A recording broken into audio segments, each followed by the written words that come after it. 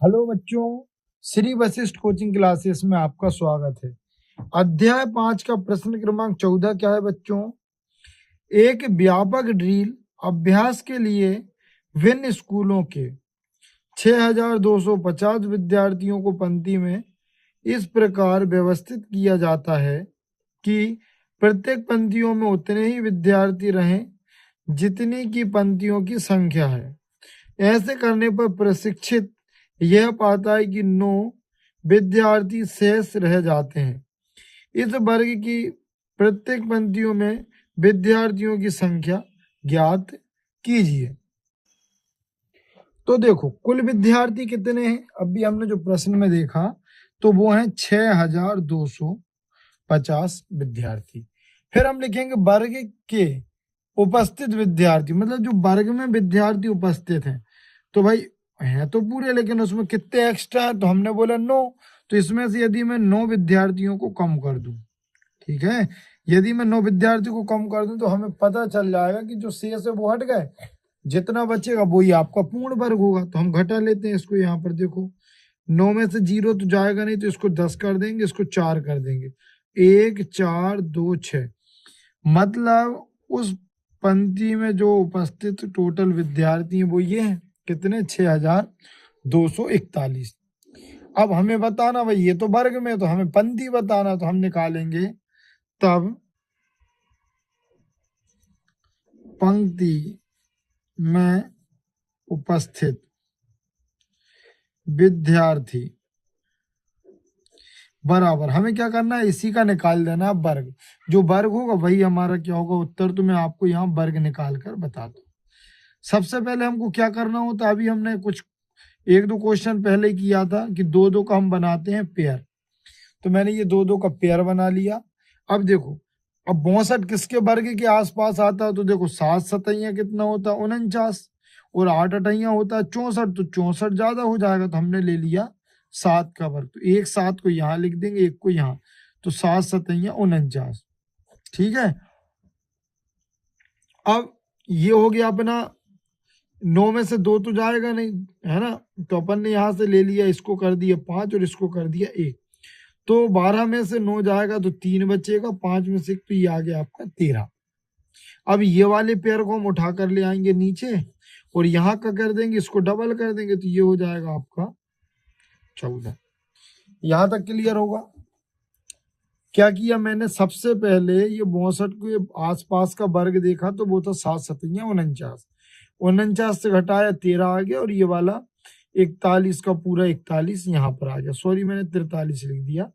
और यहाँ पर देखा ये 7, एक 7 को यहाँ लिखा, उसी 7 को हमने 7 में जोड़ दिया तो 14 आ गया, ठीक है। अब इसके बाद हमको क्या करना होगा बच्चों, इसके बाद हमको यहाँ पर ऐसी कोई संख्या रखकर उसी का गुणा करना है कि ये आ जाए। तो देखो हम जैसे 14 के साइड 1 रख के 1 का गुणा कर रहे हैं तो अपना इतना आएगा। 14 के साइड 2 रखकर 2 का गुणा कर रहे हैं तो 2 दूनी 4 और ये इतना आएगा। तो ऐसे ही चलते चलते हमने देखा कि क्यों ना हम 9 का गुणा करके देखें। तो 14 में मैंने 9 का गुणा करके देखा, या 9 रखा और 9 का गुणा करा। तो 9 में 9 में 81, हासिल का 8। 9 चुके 36, 36 में जब हम 8 जोड़ेंगे तो 44, हासिल का कितना आ जाएगा 4। 9 एकम 9 और 4 आ जाएगा 13। तो देखो ये आ गया पूरा। मतलब ये कब आ रहा है, जब हम यहाँ पर 9 रखकर 9 का गुणा कर रहे हैं, ठीक है। तो देखो घटाएंगे तो ये कुछ नहीं बचेगा, मतलब पंक्ति में जो कुल विद्यार्थियों की संख्या उपस्थित है तो वो है 69। यही आपके प्रश्न का सही उत्तर है। का जो प्रश्न क्रमांक 15 है वो क्या है, आप अपने घर के उत्तर की ओर चलते हैं और फिर मुड़कर पश्चिम की ओर चलते हैं ताकि आप अपने मित्र के घर पहुंच जाएं। लौटते समय आप अपने मित्र के घर से अपने घर तक विकर्णतः चल कर पहुंचे। लौटते समय आपने कितनी दूरी तय की? इस प्रश्न को करने के लिए सबसे पहले हमें दिशाओं का ज्ञान होना चाहिए। तो देखो इस साइड पूर्व मानते हैं हम, ऊपर उत्तर, पूर्व के जस्ट अपोजिट में पश्चिम, और उत्तर के नीचे मानते हैं दक्षिण। तो उसने हमसे क्या बोला, मान के चलो ये मेरा घर है, क्योंकि अपना खुद का मानना है। यहां से उसने बोला है कि हमको उत्तर की ओर चलना है, तो हम ये उत्तर की ओर चले गए। फिर बोल रहा है कि यहाँ से हमको जाना है पश्चिम की ओर, तो हम ये आ गए पश्चिम की ओर, और यहाँ पर हमारा ये दोस्त का घर है, ये मेरा घर है। यहाँ से मैं चला पहले उत्तर की ओर, और उसके बाद उसने आपसे बोला कि उत्तर से अब हमें कहाँ चलना, पश्चिम की ओर। तो देखो यहाँ से पश्चिम यही होगा, तो ये आ गया हमारा दोस्त। अब यहाँ से हमको लौट कर आना, तो विकर्ण बनाते हुए आना, तो मैं ये वापस आ गया।